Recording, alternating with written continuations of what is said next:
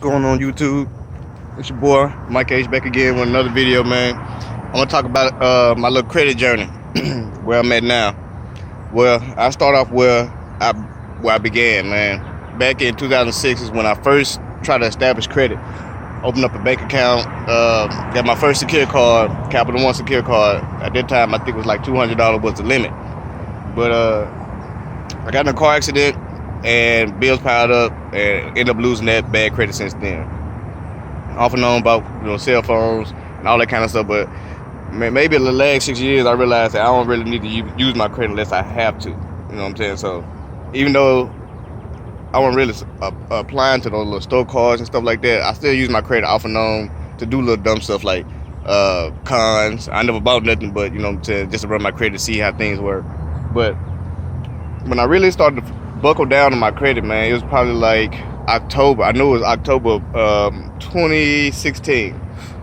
And at that time, man, my credit was a 393. 393. That's the lowest score I ever had. I think so, yeah. And the lowest score you can get with credit is 300. So I knew then, I had to do something because I couldn't let it go. I couldn't let it keep going like that, man. I knew eventually I was going to end up needing my credit, so I started to buckle down on it.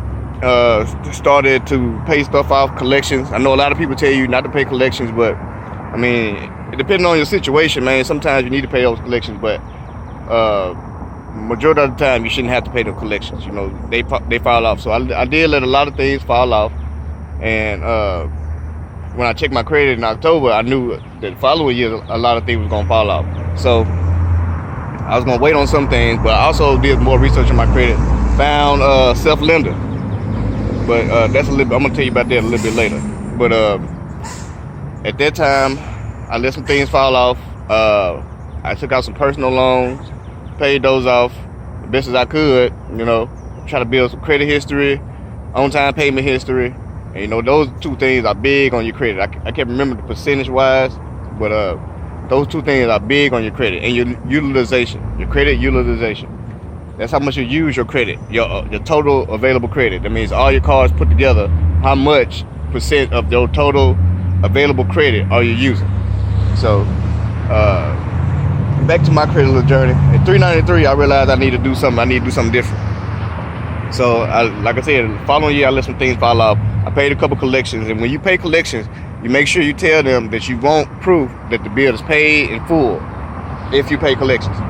So I paid them. My credit jumped about 4 something, and then like I said, I had personal loans. I ended up paying those off.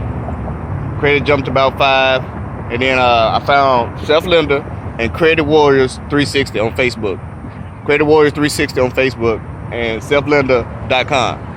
Self-lender is like an online savings account. That's how it was for me. What I did was I used it as a bill, like a credit card. What you do is you take out a CD, which is basically like a personal loan, but you don't get the cash for the personal loan. You on your credit report, it shows that you took out a loan. Let's say mine was $550. Let's say I took out $550 and I owed the bank $550. Which really was basically how much I wanted to save towards self-lender. They give you different options. They even got a lesser option of maybe $200 or $250. Like I said, I'm doing this video on the fly, so I don't have all the resources in front of me. I'm just giving you the references so you can go out and do the information yourself. If you're really interested, I mean, this little piece that I'm giving you is enough for you to get a lot more done on your credit. All you gotta do is do more of the research yourself. I ain't gonna babysit you. But anyway, self-lender is like an open online savings account, and I took out $550. So I had to pay $48 and some change a month. I think it was like $49.50 or $48.50. I had to pay that every month.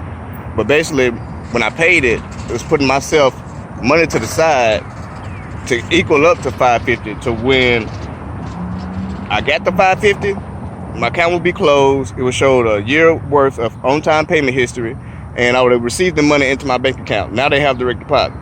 So basically, let me run that down for you one more time.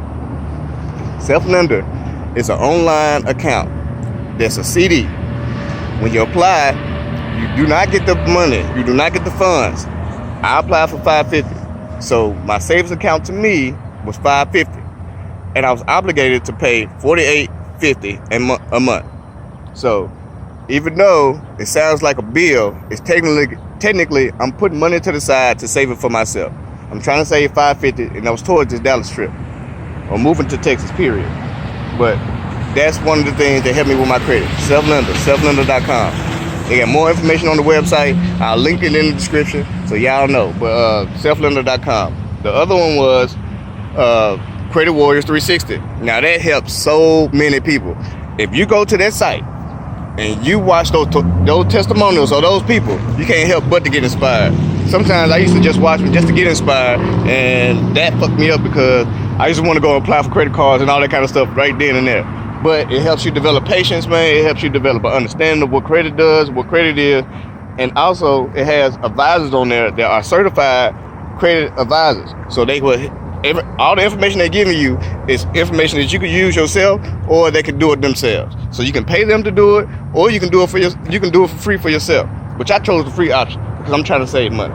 So it has so much information on there, I can't really pinpoint exactly what I can talk about in this video. But they had so much information on there that,